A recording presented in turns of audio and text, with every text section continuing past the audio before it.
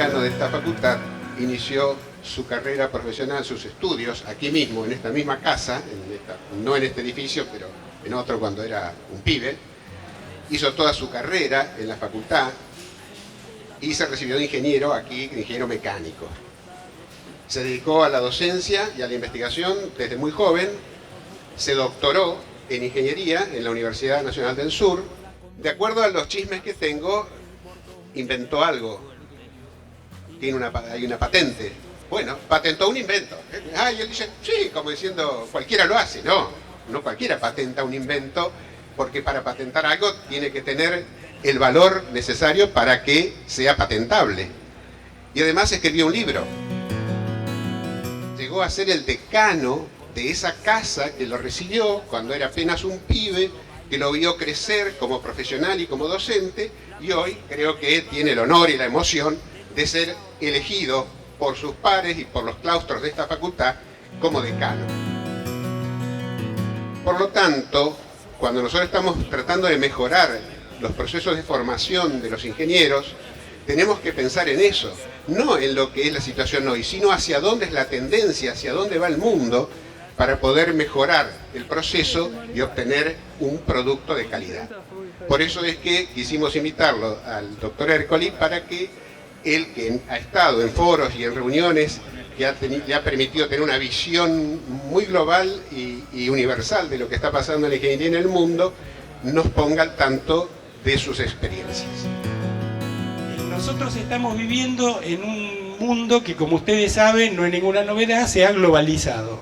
Ahora, cuando hablamos de globalización, normalmente creemos que son los mercados, que hay gente que invierte en China porque tiene mucha plata en Brasil y entonces invierte en China para que después compren acciones en Nueva York, y todos esos tipos especulando constituyeron un mercado global de capitales y de inversiones. Bueno, ese proceso que empezó siendo económico hoy impacta sobre todas las facetas de la vida de las personas.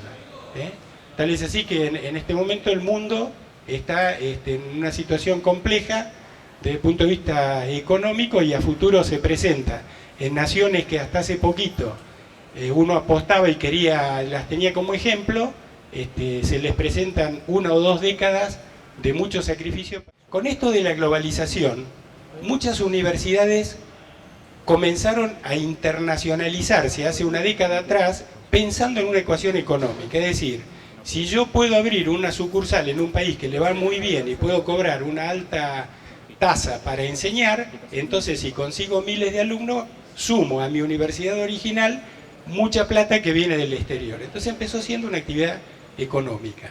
Hoy esa situación está absolutamente superada. Hoy, cuando se habla de enseñanza de la ingeniería para un ingeniero global, para el siglo XXI, se está pensando en que es necesario que en el mundo haya tecnólogos formados que puedan de alguna manera contribuir a dar sostenibilidad a la humanidad. Es decir, fíjense ustedes que estamos hablando de que se han convertido en globales problemas que eran locales. El problema de los residuos, el problema del medio ambiente, el problema del agua, el problema del alimento, el problema de la logística, del transporte, de la energía. Creo que dije medio ambiente, que es transversal a todo, es decir, ya no podemos seguir creciendo como se creció hasta ahora, talando bosques, quemando carbón, qué sé yo, haciendo minería sucia, porque obviamente eso no es sustentable. Estamos hipotecando las generaciones futuras. Es decir, estamos viviendo bien nosotros a costa tal vez de lo mal que van a vivir nuestros, en mi caso tal vez hijos, en el caso de usted tal vez nietos. Hay congresos globales de enseñanza de la ingeniería. El rectorado de la UTN tiene un programa de internacionalización que fue propuesto por Bahía Blanca y lo aprobó el Consejo Superior, que está buscando que la Universidad Tecnológica al menos sea líder en el país en este tipo de problemas, en lograr el ingeniero de la sustentabilidad, el ingeniero de dentro de 15 a 20 años.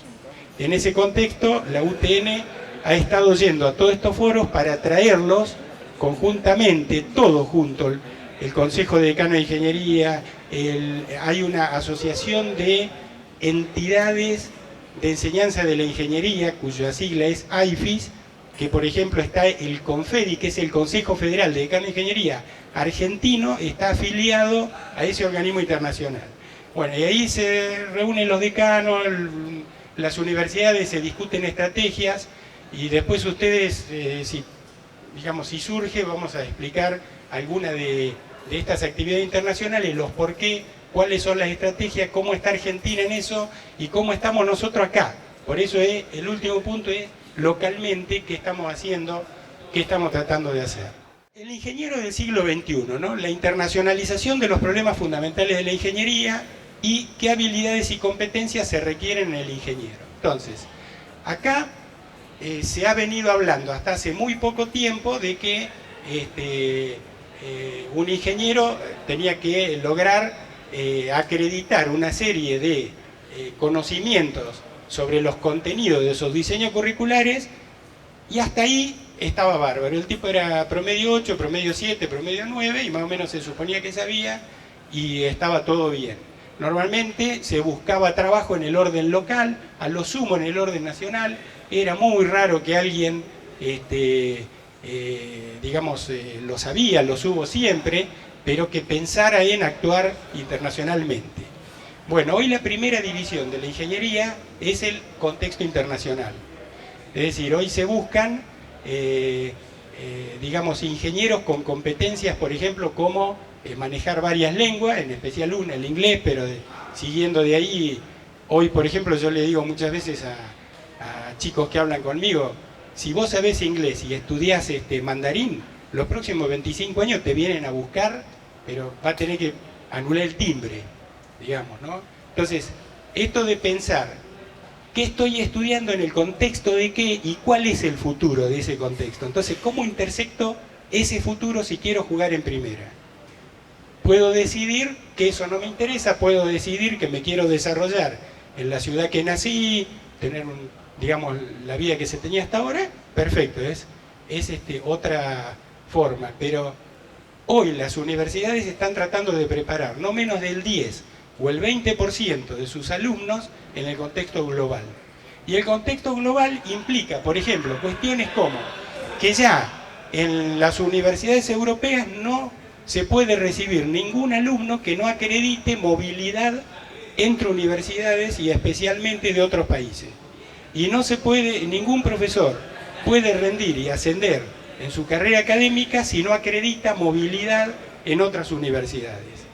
Especialmente, por ejemplo, ahora en China han puesto, para pasar de ayudante a profesor hay que estar al menos un año en una industria. Es decir, se están cambiando paradigmas a una velocidad que realmente, para los que ya tenemos cierta edad, es como que la vemos pasar, pero para los que entran a jugar en este mundo de la ingeniería del presente siglo, es muy importante informarse y saber para dónde está caminando ese mundo. Se está pensando que los países no pueden dejar de tener funcionarios o empresas nacionales e internacionalizadas que no tengan tecnólogos formados en el contexto global. Por ejemplo, hoy las empresas argentinas, que no son muchas pero que las hay, que están compitiendo globalmente, por ejemplo metalúrgicas, de ingeniería civil o de alimentos, que tal vez sean la mayoría, necesitan profesionales que no solo sepan, yo hablo de mecánica, que es lo que sé más o menos, estabilidad, mecánica fluido, mecánica racional, que sepan todo eso, pero que sepan hablar en varias lenguas, que estén dispuestos a viajar, que acepten la diversidad, que no vayan a otro país y piensen estos son todos estúpidos porque no comen lo que comemos nosotros allá, sino que acepten una cultura distinta, que por ese hecho pueda integrar un equipo multinacional y multidisciplinario, hablando muchas veces en 3 o 4 lenguas, que normalmente la base es el inglés, pero donde surgen frases y palabras de todas las nacionalidades. Entonces, ese es el ingeniero que hoy precisan los países, no para exportarlos, como era antes. Antes decíamos, pero ¿por qué le vamos a enseñar inglés a los alumnos si resulta que después son alumnos buenos, se reciben y se van a trabajar a Estados Unidos? Entonces decíamos que exportábamos talento. Bueno, hoy tenemos que crear ese talento, pero no para exportarlo, sino para retenerlo. porque las posibilidades de competir de los países en el contexto del mundo actual y del que viene es ínfima si no tiene tecnólogos internacionalizados. Ningún Estado va a poder discutir cuestiones con otros países si no tiene expertos con una visión global. Porque no podemos estar hablando del mundo del agua por lo que pasa en Paso de las Piedras, digamos, ¿no? El mundo del agua hoy es un problema global, es un problema donde muchos están negociando para quedarse con zonas de cordilleras, para desviar ríos, y están pensando en guerras futuras basadas en el tema del agua. Entonces, nosotros no alcanza un ingeniero que sepa cambiar una brida de un acueducto. Ese ingeniero hace falta. De hecho, no todos los ingenieros van a tener que saber 3 idiomas. Pero ¿dónde va a estar el liderazgo? ¿Dónde va a estar la primera? Ahí. Y no esto porque sea una prédica, como les decía antes, de generar talentos para que los usen otros. En este momento el mercado de la ingeniería está tan desabastecido por cuestiones que a veces con mis alumnos las hablamos, pero ustedes lo saben, pocos chicos quieren estudiar ciencias duras, es decir, no hay vocaciones tempranas. De los pocos que se animan, la mitad deserta en 6 meses, la otra mitad se desgrana y las carreras, en vez de durar 5 años, duran entre 9 y 10. Entonces hay una crisis mundial que hace que no existan los ingenieros suficientes para afrontar las necesidades de una humanidad que ha basado su supervivencia en la tecnología. Piensen en, por ejemplo, qué sé yo, todos tenemos que ir al médico, tal vez los más jóvenes todavía no empezaron, pero solo vayan a un odontólogo y sáquenle la tecnología. Vayan que le duele el apéndice, hacerse, no sé, una ¿cómo se llama? Una ecografía, una resonancia. Traten de comunicarse sin internet, sin computadoras y sin sistemas. Traten de desarrollar empresas sin logística. Entonces, yo creo que la ingeniería, o los ingenieros de mi edad posiblemente, hemos como ocultado la ingeniería de la sociedad. Nos hemos preocupado tanto por la ingeniería hacia adentro que no la mostramos hacia afuera. Y la sociedad no la valora. No llegamos a ustedes, no los motivamos, el sistema de enseñanza y aprendizaje no es efectivo. Hay muchas fallas por parte de los alumnos, pero sabemos también que los docentes tenemos mucho por mejorar. Tenemos que adaptarnos a una era donde los alumnos nacen mirando imágenes en un televisor. Y nosotros seguimos insistiendo con la tiza. Es decir, esto está diagnosticado, hay acciones como las que se llevan adelante desde el proyecto de investigación que hoy nos convocó, que pueden ser más acertadas, menos. Lo que no podemos es ignorarlas y quedarnos como si nada pasara.